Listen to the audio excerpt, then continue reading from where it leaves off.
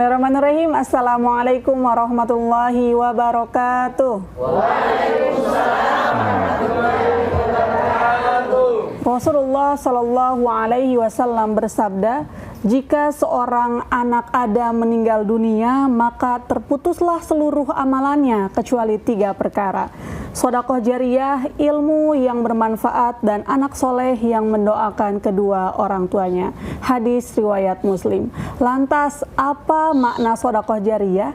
Pemirsa, di studio telah hadir narasumber yang akan membahas tema kita pada hari ini, yaitu sedekah yang mengalirkan pahala tiada henti. Ada Ustadz Husni Idrus. Assalamualaikum Ustadz. Waalaikumsalam warahmatullahi wabarakatuh. Sehat Ustadz? Alhamdulillah. Sehat walafiat. Dan di program Lentera Hati kali ini kita sudah bersama dengan ibu-ibu dari Majelis Ta'lim Darul Jannah, Kecamatan Kota Tengah, Kota Gorontalo, dan Bapak Ibu dari Majelis Ta'lim Azka Muslimah Kota Gorontalo. Assalamualaikum Bapak Ibu. Waalaikumsalam warahmatullahi wabarakatuh. Sehat semuanya? Alhamdulillah.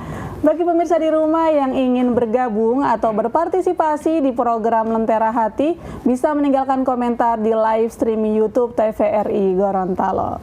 Ustadz, tema kita pada hari ini sedekah yang mengalirkan pahala tiada henti. Maknanya apa Ustadz? Tafadhol. Ya, bismillahirrahmanirrahim. Alhamdulillahi rabbil alamin.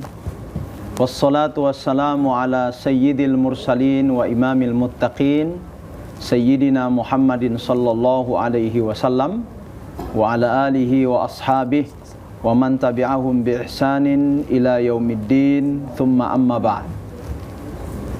Para pemirsa yang ada di rumah dan seluruh jamaah yang ada di studio TVRI hari ini, kajian kita berkaitan dengan satu tema menarik, bagian daripada amaliyah yang sifatnya sosial dan nilainya di hadapan Allah Subhanahu wa taala sangat besar.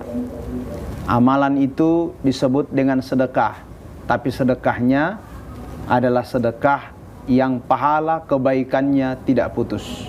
Dalam bahasa agama disebut dengan kebaikan jariyah atau sedekah jariyah. Perlu kita ingat bahwa sedekah ini terbagi menjadi 2. Yang pertama adalah sedekah yang ketika kita keluarkan harta kita, kebaikannya berhenti saat kita memberi. Ya, selesai di waktu itu, selesai di waktu di kondisi itu. Tapi ada yang kedua disebut dengan sedekah yang kebaikannya tidak akan pernah putus bahkan sampai kita sudah meninggal dunia. Sedekah ini disebut dengan sedekah jariyah, atau secara umum disebut dengan kebaikan jariyah. Gorontalo bilang mengohima itu 100.000, walau pulito 100.000 itu lo pulito lo pahalali. Ngasih uang 100.000 habis dibelanjakan orang yang kita sedekahi, maka pahalanya juga selesai. Tapi ketika kita memberikan sesuatu yang sifatnya sedekah paten, maka kebaikannya sampai kita meninggal dunia, kebaikannya terus mengalir, ya. Di hadapan Allah Subhanahu wa taala jaminan pahala itu kepada orang yang bersedekah sampai kemudian dia meninggal dunia. Dan dalam konteks tema ini, Al-Qur'an dan hadis memotivasi kita bukan hanya sedekah biasa, tapi Al-Qur'an dan hadis memotivasi merencanakan sedekah yang disebut dengan sedekah jariyah. Ya, banyak ayat Al-Qur'an yang menyebutkan tentang orang-orang yang bersedekah, ya, dan orang-orang yang meniatkan kebaikan, yang kebaikannya tidak hanya berhenti di dunia, tapi kemudian berhenti sampai kemudian mengantarkan dia ke dalam surganya Allah Subhanahu wa taala. Salah satu hadis yang disampaikan oleh bunda atau Umi tadi menyebutkan bahwa idza mata ibnu adama inqata amaluhu illa min salatin. Jika anak Adam, manusia, meninggal dunia, inqata amaluhu, maka terputus semua amalannya kecuali 3. Yang pertama adalah yang 3 ini yang kemudian terus menerus membersamai dia. meninggal anak manusia, terputus semua kegiatan, terputus semua rutinitasnya, terputus semua amalannya kecuali 3. 3 ini yang pertama, sadaqatin jariyatin. Dia pernah bersedekah dan sedekahnya bukan sedekah biasa, tapi sedekahnya adalah jariyah. Ya, yang kedua, au ilmin yuntafa'u bihi. Dia punya ilmu yang pernah diajar kepada murid-muridnya, tidak usah muridnya, diajarkan sama anak-anaknya, orang tua sebagai guru, al-umhiyal madrasatul ula, sebagai madrasah pertama untuk anak. Selama ilmu itu diamalkan oleh santri, diamalkan oleh orang yang mendengarkan ilmu itu, diamalkan oleh anak, maka ibunya meninggal dunia atau yang mengajarkan meninggal dunia, anaknya yang menjalankan kebaikan itu, maka orang yang mengajarkan mendapatkan pahala kebaikan jariyah. Yang ketiga, awaladin salihin yad'ulah. Ada anak yang ditinggalkan dan siap berdoa buat kedua orang tuanya. Selama anak ini hidup dan dia berdoa, biar sudah meninggal dunia orang tuanya, doa itu diangkat oleh Allah Subhanahu wa taala dan menjadi kebaikan jariyah. Itu luar biasa. Nah, oleh karena itu di hadis ini diikat. Yang akan menjadi jariyah itu bersyarat. Syaratnya yang pertama, kalau dia sedekah, tidak sembarang sedekah, harus jariyah. Ya, tidak semua sedekah itu jariyah, tapi yang disyaratkan yang tidak akan pernah putus kebaikannya, sadaqatin jariyatin, sedekah yang tidak putus. Itu sedekah paten, sama memberikan sebidang tanah, dari tanah itu dibangunkan sekolah, dari tanah itu dibangunkan masjid, dari tanah itu dibangunkan fasilitas umum, digunakan oleh seluruh manusia, digunakan oleh seluruh masyarakat. Maka ini yang disebut dengan sedekah jariyah. Kemudian yang kedua, ilmu juga tidak sembarangan. Ilmu yang diajarkan tidak sembarang ilmu. Karena ada ilmu yang memberikan mudarat kepada yang mengajarkan, bahkan membahayakan kepada orang yang diajarkan. Betul. Gorontalo bilang SMS gratis. Mau patet tahu, ya, dan bikin orang jadi kafir dan seterusnya toh. Maka ilmu yang sampai ke akhirat itu tidak pernah putus kebaikannya, bersyarat juga. Au ilmin yuntafa'u bihi, ilmunya bermanfaat. Semua ilmu yang tidak bermanfaat, dia berhenti di dunia memberikan mudarat dan sanksinya nanti di akhirat. Ya, andai ada ilmu, Bu ya, ilmu yang diajarkan kepada seseorang dan ternyata dia bermasalah, tidak bermanfaat, tapi memberikan mudarat, maka kebalikan dari kebaikan jariyah disebut dengan dosa jariyah. Ya, dosa Allah itu jadi jariyah. Kenapa? Semakin banyak orang mengamalkan ilmu yang salah, maka semakin bertambah kesalahan dosa yang ditanggung oleh orang yang mengajarnya. Yang terakhir, yang ketiga, anak yang ditinggalkan juga tidak sembarang, tidak semua menjadi jariyah. Anaknya juga harus awaladin salihin. Anaknya harus saleh, ya. Syarat yang kedua tidak hanya saleh, tapi yad'ulah, siap dia berdoa kepada orang tuanya yang sudah meninggal dunia. Tidak semua anak saleh.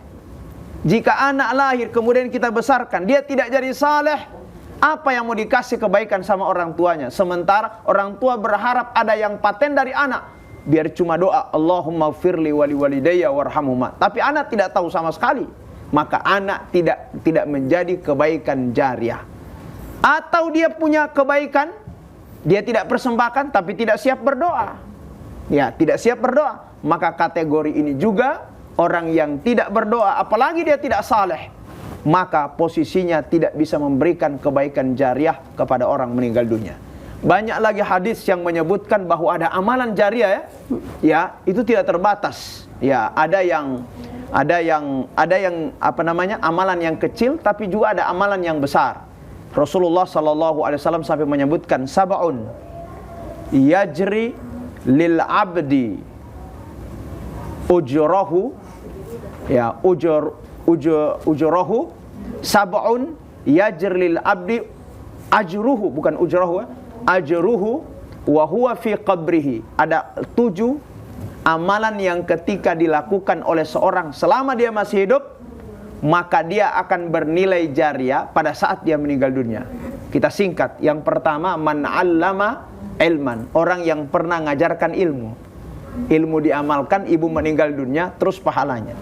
Yang kedua, au ajra nahran, orang yang bikin saluran digunakan oleh orang, air tenang, air lancar, dan dimanfaatkan fasilitas itu oleh seluruh manusia. Yang ketiga, ya, man hafara au hafara bi'ran, orang yang bikin sumur digunakan oleh semua orang, bukan hanya keluarga tapi seluruh masyarakat. Subhanallah. Sumur umum, ya, sumur umum. Ada juga hadis, ada juga disebutkan au gharasa nakhla, orang yang menanam satu pohon bukan hanya milik dia, dia yang menanam tapi dinikmati oleh orang semua. Subhanallah. Yang kelima, au bana masjidan, orang yang mendirikan masjid. Selama ada masjid itu, maka pahalanya terus jariah. Au waratha mushafan, orang yang sebelum meninggal dunia muwakafkan mushaf Al-Quran, ditaruh di masjid, baru dibaca oleh semua. Selama Quran mushaf itu di situ ada, maka dia dapat pahala terus. Au taraka waladan yastaghfiru lahu wa huwa fi qabrihi, atau orang yang meninggalkan seorang anak setelah ibunya, bapaknya meninggal dunia, anak itu terus berdoa kepadanya, maka anak jadi jariah. Nah, di hadis pertama 3, di hadis yang kedua ini sudah sampai 7. Demikian, ibu tinggal pilih yang mana kita bisa usahakan sesuai dengan kemampuan kita. Saya kira seperti itu. Masya Allah. Baik Ustadz, terkait standar kemanfaatan, jika misalkan seseorang mewakafkan masjid kemudian meninggal dan ahli warisnya mengalihfungsikan masjid ini menjadi tempat usaha misalnya Ustadz, apakah pahalanya masih tetap mengalir Ustadz? Faman baddalahu ba'dama sami'ahu fa innama itsmuhu 'alal ladzina yubaddiluna. Yang merubah wakaf, yang merubah hibah dari hibah yang pertama yang dalam transaksi hibah atau yang ditransaksikan dalam transaksi wakaf, dirubah jadi kos-kosan misalnya, dirubah jadi tempat bisnis misalnya, maka dosa besar bagi yang merubahnya. Ya, ketika itu dirubah, maka status wakaf tidak menjadi jariah bagi orang yang diniatkan wakaf. Ya, tidak jadi jariah karena yang wakaf jariah itu yang diniatkan sebelum orang meninggal dunia. Diwakafkan masjid, berarti masjid tempat ibadah toh? Ya. Bukan tempat bisnis dan seterusnya. Jika dirubah status masjid menjadi tempat bisnis, maka berhenti kebaikan dengan berhentinya orang yang sholat di dalamnya, karena dirubah status masjid menjadi tempat usaha, maka tidak bisa menjadi jariah. Kasihan Ustadz ya. Ya, begitu banyak kasus seperti itu. Ya, banyak kasus orang yang merubah status wakaf, ya, masjid, yang kemudian dirubah menjadi, ada yang kos-kosan, ada yang dirubah tempat yang lain dan seterusnya. Mereka tidak sadar bahwa itu adalah amanah yang kebaikannya terus dinikmati oleh orang meninggal dunia, tapi sayang keluarga tidak bisa meneruskannya. Masya Allah. Bagaimana dengan sedekah jariah yang disalahgunakan oleh seorang oknum misalnya Ustadz? Apakah pahalanya sampai ini kepada Contohnya orang yang bersedekah? Misalkan saya ingin berwakaf, kemudian orang yang saya titipkan wakaf diselewengkan dananya misalnya Ustadz. Kira-kira bagaimana dengan status pahala orang yang berwakaf tadi? Ya, kalau dia disebut wakaf itu, kalau ada barangnya sudah paten, baru itu disebut wakaf. Tapi kalau masih dana wakaf, dia belum status wakaf toh? Saya kasih uang 10 juta, kau belikan mushaf Al-Quran, taruh di masjid. Sebelum dia beli, uangnya hilang. Itu disalahgunakan toh? Nah, iya. Disalahgunakan. Maka orang yang berniat muwakafkan, sudah menerima pahala niat. Ya, sudah menerima pahala niat sekalipun wakaf itu tidak terjadi. Ya, karena dinilai oleh Allah Subhanahu wa taala dari niatnya. Innamal a'malu binniyat wa innamal likulli imri'in ma nawa. Setiap amalan tergantung niat, dan setiap orang dipahalai oleh Allah, ya, dipahalai oleh Allah sesuai dengan niatnya. Bagi orang yang muwakafkan hanya baru sekedar niat dan dia tidak siapkan dananya, maka dia tidak mendapatkan pahala wakaf, hanya cukup dia mendapatkan pahala niat biasa. Berbeda kalau sudah disiapkan toh, Bu. Ini kebaikan dengan kejahatan. Ustadz, bagaimana hukumnya orang yang berniat baik, ya, orang berniat baik tapi ternyata dia tidak laksanakan kebaikan. atau tidak terjadi kebaikannya, maka dia dapat pahala niat saja, tidak dapat pahala kebaikan, karena kebaikan dia tidak bikin. Kalau dia niatkan baik, kemudian dia laksanakan kebaikan itu, pahalanya dua. Dia dapat pahala dari kebaikan dan dia dapat pahala dari amalan kebaikan yang dia lakukan. Oke, yang kasus tadi sudah diniatkan dan sudah dikasih duit, toh? Ya. Tidak hanya dapat pahala niat, tapi sudah pahala wakaf karena dia sudah usahakan. Ya. Berbeda lagi misalnya dengan yang jahat. Kalau kejahatan itu, Ustadz, orang berniat jahat, akhirnya niat jahatnya tidak jadi dia lakukan. Apakah dia berdosa? Apakah dia berdosa? Tergantung. Jika niat jahatnya itu sudah disiapkan dan tidak jadi dilakukan, tetap dia berdosa. Tapi kalau niat jahatnya baru dalam hatinya, dia tidak siapkan, maka dia tidak mendapatkan tanggungan dosa. Lombu motao oile li opa. Misalnya toh, jam 2 dia ingin curi mangganya tetangga misalnya. Ternyata persiapannya dari jam berapa? Dari jam 7 dia sudah siapkan ada karungnya, sudah siapkan ada pisaunya, kemudian sudah selesai semua, akhirnya dia tertidur. Tidak jadi dia bangun jam 3 toh? Maka apa? Maka dia tetap dapat resiko dosa karena kejahatan yang dia niatkan sudah disiapkan. Berbeda lombu mau mate, lombu mau ngilu bohito dan seterusnya, beheli niati baru niat dan dia tidak siapkan, maka dia tidak disangsi dengan dosa. Hadis Rasulullah sallallahu alaihi wasallam, beliau bersabda, "Idzal taqal muslimani bisayfihima fal qatil wal maqtulu finnar."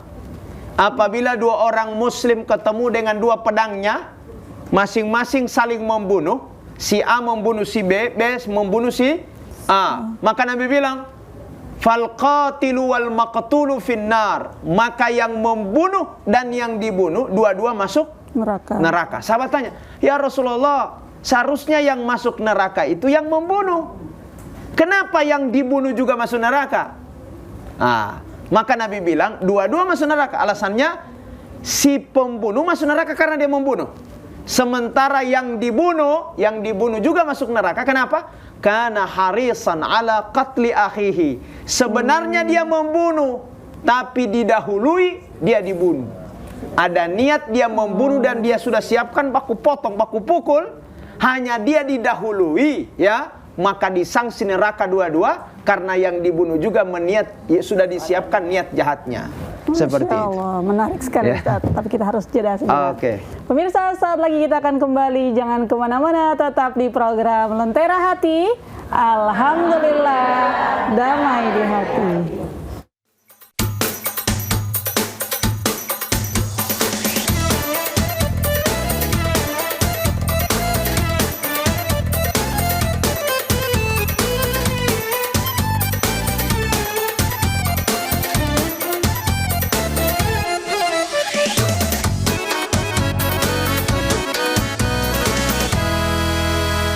Pemirsa, kembali lagi di program Lentera Hati.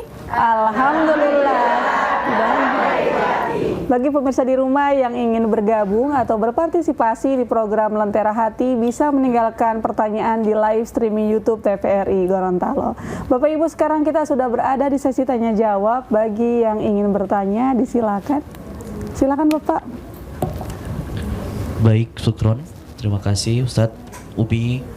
Assalamualaikum warahmatullahi wabarakatuh. Waalaikumsalam warahmatullahi wabarakatuh. Perkenalkan, nama saya Rahmat Komendangi dari Majelis Taklim Azka Muslimah Kota Gorontalo. Izin bertanya Ustadz terkait soal sedekah. Sangat bagus penjelasan dari Ustadz tadi. Pertanyaan saya mengenai sedekah atas nama orang tua kita yang telah wafat.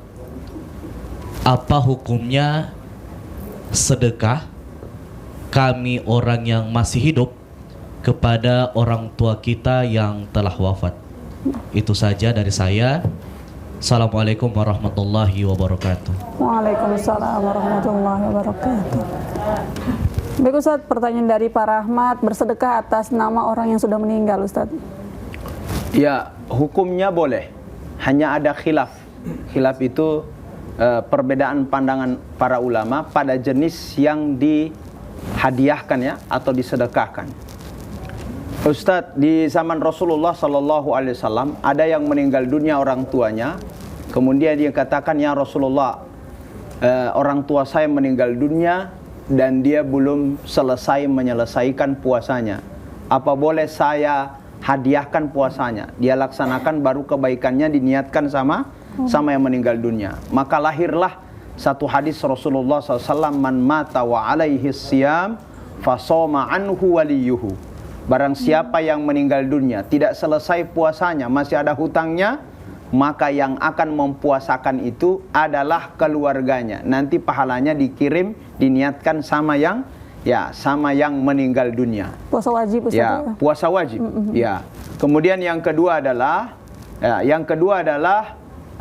kita kenal di haji umroh ada yang disebut dengan badal haji dan badal umroh. Ini badal haji dan badal umroh ini berlaku. Ustadz, orang tua saya sudah meninggal dunia, ada niat umroh atau tidak ada niat umroh, maka anak atau siapa saja bisa membadalkan orang tua haji dan umroh dengan syarat bahwa dia sudah selesai haji atau dia sudah selesai umroh, atau menghadiahkan kebaikan itu badal haji dan umroh bagi yang belum meninggal dunia tapi terhalang karena penyakit, dia tidak bisa ke sana.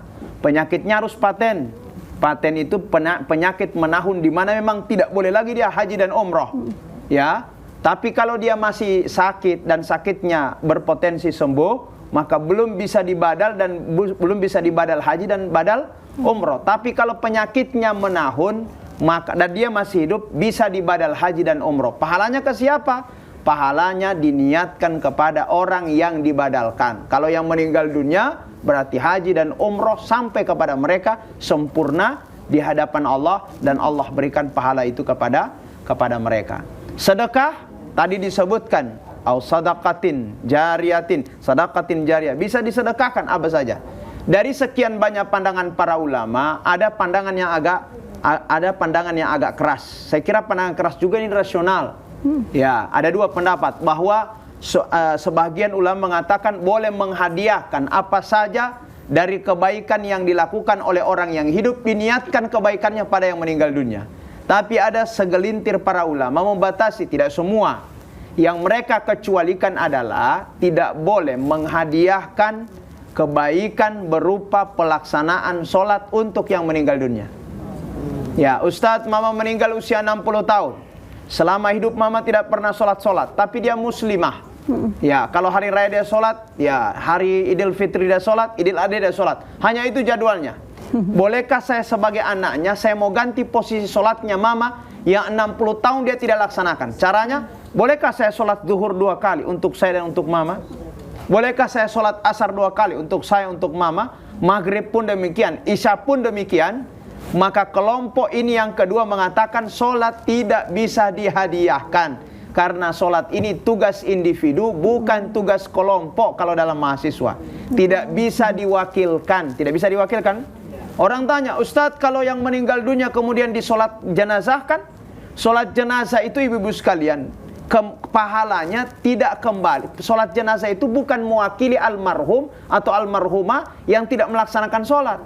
Sholat jenazah itu kebaikannya dibagi jadi 2. Man syahidal janazata, siapa yang menyaksikan pemakaman dan dia sholat jenazah, falahu qiratun. Ya, maka baginya 1 qirat. Kalau dia ikuti sampai kuburannya, maka pahalanya 2 qirat. Sahabat tanya, "Oma huwal qiratu ya Rasulullah? Oma huwa qiratan ya Rasulullah?" Apa 2 qirat itu? Maka Nabi katakan, kal jabalainil azimaini. Pahala yang Allah berikan, yang tinggi pahala itu sama dengan 2 gunung Uhud disusun. Dikasih kepada siapa? Yang sholat, bukan yang meninggal dunia. Yang sholat jenazah bukan pada yang meninggal dunia. Pertanyaannya, terus yang meninggal dunia? Yang meninggal dunia bukan dapat sholatnya, tapi dapat doa di sholat. Allahu Akbar. Al-Fatihah kan? Allahu Akbar. Salawat. Takbir yang ketiga, baru itu kita menghadiahkan. Allahumma gfir lahu warhamhu wa'afihi wa'afu anhu. Takbir yang keempat, Allahumma la tahrimna ajrahu wa la taftinna ba'dahu. Berarti sholat jenazah dibagi dua. Bagi yang sholat dapat 1 qirat, ya, dan orang yang disolati jenazahnya dapat 2 kebaikan doa. Kebaikan doa yang pertama di takbir yang ketiga sesudah takbir, dan yang kedua doa yang dibacakan sesudah takbir yang keempat. Artinya dengan dalil ini pendapat yang kedua, semua ibadah boleh dihadiahkan kecuali sholat. Nah, oleh karena itu hati-hati, ya, hati-hati. Kalau sholatnya tidak ada, dikhawatirkan semua tidak ada. Tapi kalau sholatnya ada, semua akan terkabul dan terterima. Karena sholat tidak akan pernah tergantikan sama sekali. Subhanallah. Saya kira seperti itu. Baik, insya Allah bermanfaat ya Pak. Selanjutnya silakan Bu. Iya, terima kasih. Assalamualaikum warahmatullahi wabarakatuh. Waalaikumsalam warahmatullahi wabarakatuh. Kami dari Majelis Taklim Darul Jannah Provinsi Gorontalo. Nama saya Arni Agus, Ustadz. Saya ingin bertanya tentang sedekah jariah. Begini, misalnya saya tidak punya apa-apa, tapi berteman dengan yang punya. Saya hanya ada ide. Ide saya begini, karena saya tahu dia mampu, saya bilang begini, kalau bisa kau bikin masjid. Terus kamu punya tanah kan? Saya tahu dia punya tanah, tapi saya punya ide, Ustadz. Masya Allah. Akhirnya jadilah masjid ini. Masya Allah. Pertanyaan saya, apakah saya dapat pahala atau bagaimana, Ustadz? Demikian, Assalamualaikum warahmatullahi wabarakatuh. Waalaikumsalam warahmatullahi wabarakatuh. Masya Allah, ibu ini jadi perantara kebaikan, Ustaz. Masya Allah. Hadis Rasulullah sallallahu alaihi wasallam, man sanna fil islami sunnatan hasanatan falahu ajrun wa ajru man amila biha. Siapa yang mengidekan kebaikan dan kebaikan itu diikuti oleh orang lain, maka pahalanya 2. Falahu ajrun, bagi yang mengidekan dia dapat pahala mengidekan itu. Walahu ajru man amila biha, dan dia dapat pahala dari orang yang mengikuti idenya. Kalau orang mengikuti idenya ini banyak dan ibu sudah meninggal dunia, maka dia juga bisa jadi kebaikan jariah. Awas kebalikannya. Wa man sanna fil islami sunnatan sayyi'atan. Tapi kalau ada yang mengidekan sesuatu yang jahat, kejahatannya dan dosanya pun 2. Falahu wizrun wa wizru man amila biha. Baginya yang mengidekan, menginisiatifkan kejahatan itu dapat dosa karena dia menginisiatifkan. Walahu wizru man amila biha, dan dia juga dapat dosa sejumlah orang yang mengikuti kejahatannya. Kapan itu? Selama masih ada yang mengikuti kejahatan dia, maka teruslah kejahatan itu dia terima menjadi beban di akhirat. Seperti itu. Tapi ibu-ibu sekalian, ya, bagi yang mengidekan adalah orang yang tidak mampu sedekah jariah, toh? Ya, saya kasih tawaran, jangan berhenti dengan mengidekan kebaikan jariah, tapi berusaha untuk mendapatkan sedekah jariah. Bagaimana Ustaz? Gampang. Gampang. Sedekah jariah ini ada 2. Ada sedekah jariah minimum dan ada sedekah jariah maksimum. Minimal dan maksimal. Ya, yang tidak boleh maksimal, pilih yang minimal. Jangan tidak mampu maksimal, tidak mampu juga minimal. Ditinggalkan semua. Ya, ditinggalkan semua. Contohnya, yang besar itu, yang maksimal itu seperti tanah. Tanah kita berikan, kita wakafkan, kemudian jadi masjid, jadi sekolah, jadi saluran, jadi sumur, dan seterusnya. Itu besar, Bu, ya? Ya. Oke, Ustadz, saya tidak punya tanah. Saya tidak punya duit yang banyak. Ketika kita tidak mampu sedekah jariah maksimum, maka pilih yang minimum. Mana yang minimum? Ada uang 50.000, tambah 50.000 jadi 100. Belikan mushaf Al-Quran di toko, baru mushaf Al-Quran diantar sama ibu-ibu majelis taklim yang ngaji Quran. Selama Quran yang harganya 100.000 itu dibaca dan digunakan oleh pembaca Al-Quran, maka kalau ibu yang bersedekah meninggal dunia, pahalanya tidak akan putus, karena itu ada Al-Quran, ya. Tadi saya sebut awwarathah mushafan. Sedekah jariah diantaranya adalah orang yang mewariskan Al-Quran. Mewariskan Al-Quran. Sebagaimana hadis Rasulullah SAW. Tidak mampu 50.000 Al-Quran harganya 50.000, pilih sedekah jariah minimum yang lainnya, yaitu sajadah. Sajadah yang mungkin ada harganya paling murah, ya. Kita semua mampu kira-kira sajadah Allah ada 50.000. Beli 2 lembar, 1 taruh di posisi imam, 1 ditaruh di posisi makmumnya selama sajadah itu masih ada di situ, digunakan oleh orang untuk melaksanakan ibadah dan sujud, maka ibu yang tidur dengan kecapeannya satu hari, tidurnya dipahalai oleh Allah karena ada orang salat yang menggunakan sajadah itu. Kalau dia meninggal dunia selama masih ada sajadah di situ, maka pahalanya pun terus mengalir. Oleh karena itu kalau 2 tahun sajadah boleh ganti lagi yang baru, biar terjadi kebaikan yang tidak pernah putus. Maksimum tidak boleh, pilih yang minimum. Jangan maksimum tidak boleh, ibu kemudian yang minimum. Begitu juga yang kaya, tahu maksimum minimum. Yang kaya, yang punya harta, yang punya tanah, jangan pilih yang minimum ketika Anda mampu yang maksimum. Masya Allah. Seperti itu. Insya Allah bermanfaat Ibu. Selanjutnya, silakan Bu.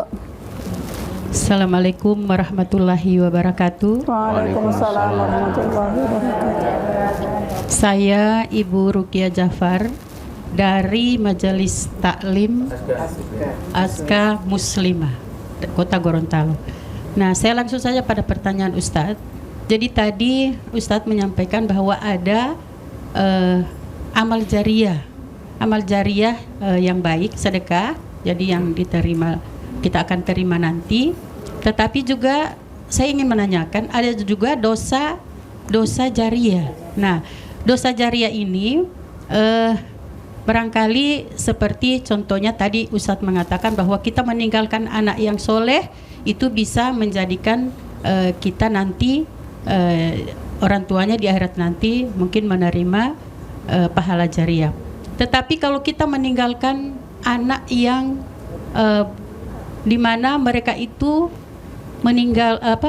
meninggalkan larangan Allah, ya, meninggalkan perintah Allah maksudnya. Nah, yang saya tanyakan, apakah orang tuanya ini juga bisa merasakan apa yang dilakukan oleh anak-anak tersebut? Terima kasih. Assalamualaikum warahmatullahi wabarakatuh. Waalaikumsalam warahmatullahi wabarakatuh. Dosa jariah Ustaz. Ya, dosa jariah itu kita definisikan dulu ya sebelum ke anak. Ya, dosa jariah itu adalah dosa yang kita lakukan dan kemudian dosa itu diikuti oleh orang lain. Baik ada keinginan dari kita atau bukan dari keinginan kita, tiba-tiba diikuti dan seterusnya. Itu namanya dosa jariah. Sama dengan belum ada di toko, belum ada di warung.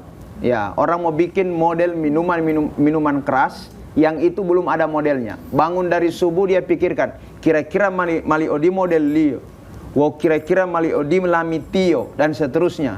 Setelah dia bikin jadi enak menurut dia, dia ajak temannya, coba kau rasa dulu bagaimana bedanya dengan yang tadi malam. Dia bilang ini yang paling manis. Bagaimana cara buatnya? Sini saya ajar kau cara buatnya. Akhirnya murid pertama jadi guru karena dapat murid. Murid kedua jadi guru, murid ketiga jadi, dan seterusnya.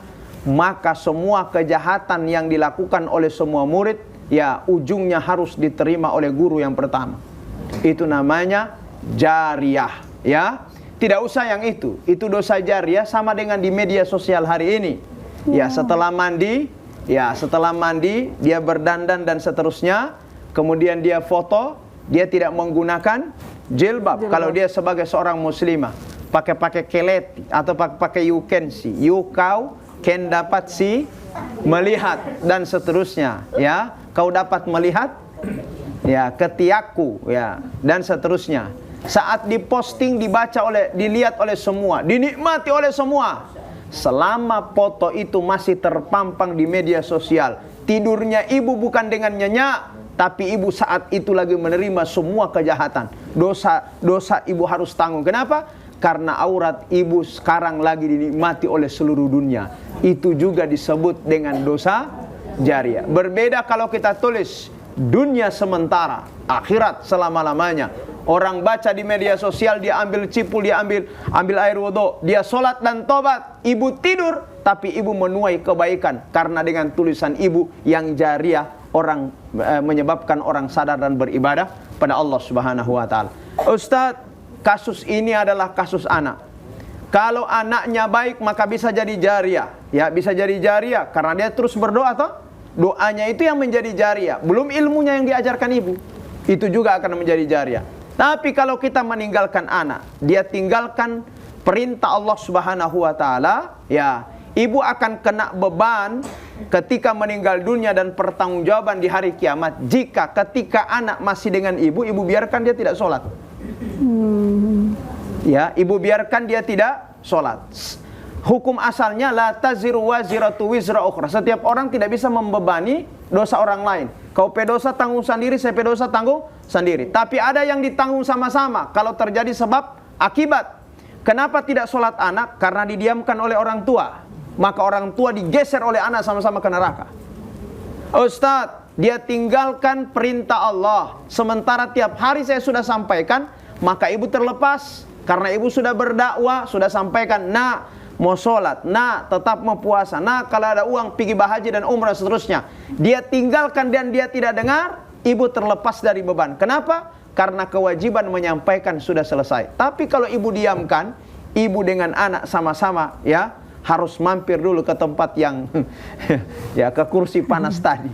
Maka oleh karena itu ada beban antara sebab dan akibat, ya. Tanggung jawab orang tua tidak sekedar saat anak itu menjadi apa? Menjadi remaja, tapi tanggung jawab orang tua tidak bisa berhenti dari amar ma'ruf nahi mungkar bagaimanapun kondisi anak sudah dewasa, sudah nikah dan seterusnya. Ya, saya kira seperti itu. Sure. Adakah cara untuk menstop dosa jariyah, Ustaz? Misalkan si guru ini sudah bertaubat, tetapi ilmunya sudah menyebar. Ya, kalau memberhentikan dosa jariyah bisa. Ya, membiarkan dosa jariyah itu misalnya begini. Minuman keras yang dia bikin itu kan sudah diikuti. Kalau perusahaannya masih dia miliki, maka dia yang harus menutup perusahaannya. Biar perusahaan cabangnya tertutup. Bisa dipahami ya? Yang perusahaan cabangnya tertutup. Sekarang Ustadz, ya, dia tidak bikin perusahaan, hanya dibikin demonstrasi, kemudian diikuti oleh orang lain. Maka kalau diikuti oleh orang lain dan kita tidak saling mengenal, maka harus bikin pernyataan sikap bahwa saya berhenti dan saya tobat dari perbuatan jariyah ini. Dan saya tidak bertanggung jawab bagi orang yang mengikuti lagi dunia maupun akhirat. Masya Allah. Kalau dia bikin pernyataan seperti itu, orang akan memilih. Ya, di akhirat sudah terlepas dia karena dia sudah lepas, sudah tidak rekomendasi lagi. Dan ketika orang ikuti maka beban dosanya dia tidak tanggung lagi karena dia sudah bikin pernyataan tobat dan dia berlepas jika ada yang melanjutkan ini. Saya kira seperti itu. Terima kasih Ustaz. Baik pemirsa, saat lagi kita akan kembali, jangan kemana-mana, tetap di program Lentera Hati. Alhamdulillah damai.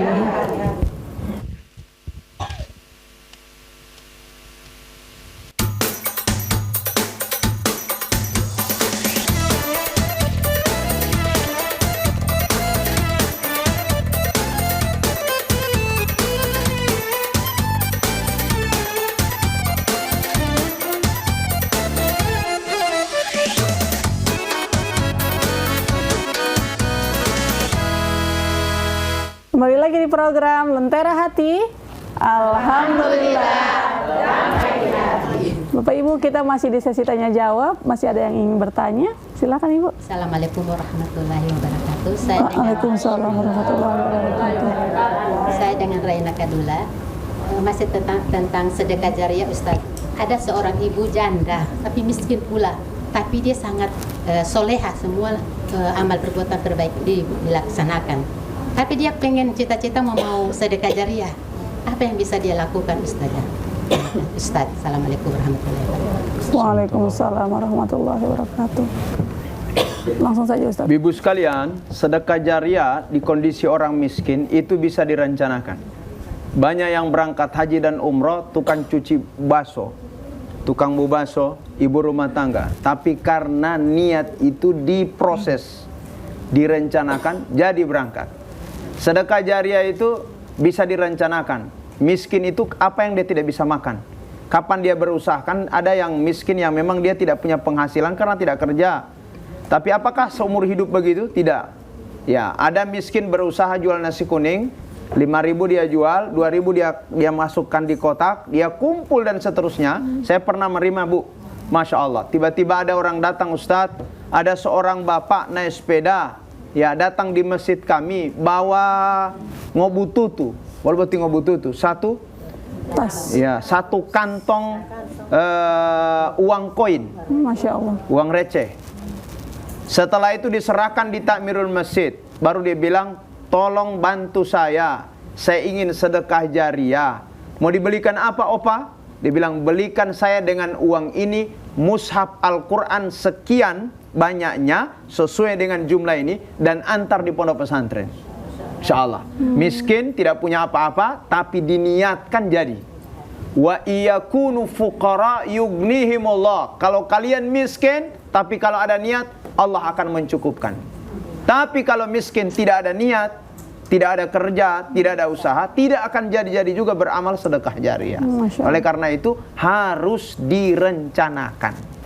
Modelnya seperti itu. Azam Ustadz ya. Ya, azam. Masya Allah. Insya Allah bermanfaat Ibu. Selanjutnya, silakan Pak. Bismillahirrahmanirrahim.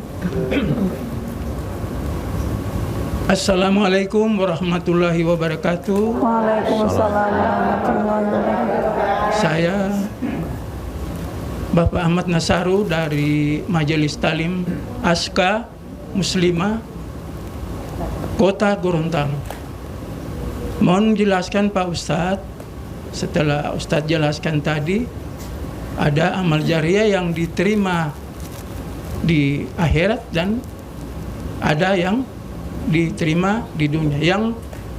Yang amal jariah yang diterima di dunia dan akhirat itu seperti apa, Ustaz? Demikian. Assalamualaikum warahmatullahi wabarakatuh. Waalaikumsalam warahmatullahi wabarakatuh. Mohon penjelasannya Ustaz. Jadi semua kebaikan ibu-ibu sekalian, ada kebaikan yang di-cash berkahnya di dunia dan ada yang nanti di akhirat. Ada dua-duanya. Ya, diperlihatkan oleh Allah kebaikan itu hasilnya masih di dunia dan Allah nanti perlihatkan ketika di akhirat. Di antara dosa, ya, di antara dosa yang di-cash di dunia dan di-cash di akhirat itu adalah dosa kezaliman.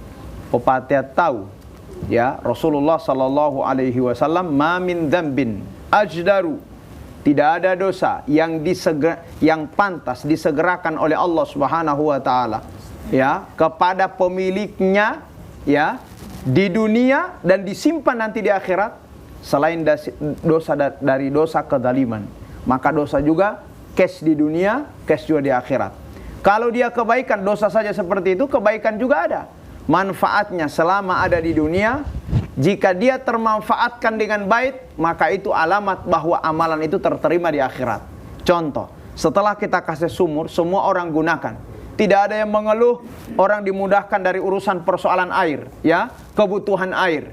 Tidurnya kita orang sayang. Kalau tidak ada sumur dibuat oleh Pak Haji ini, kita orang tidak bisa minum, tidak bisa cuci pakaian. Mereka cerita seperti itu berarti senang. Jika penerimaan mereka itu ada ilustrasi aura kesenangan mereka, maka itu tanda bahwa amalan kita sudah terterima di hadapan Allah Subhanahu wa taala. Tahu Sayyidina Utsman kalau mau ke Madinah, ada di pertigaan atau perempatan menuju Masjidin Nabawi itu, tak tulis Funduk Sayyidina Utsman.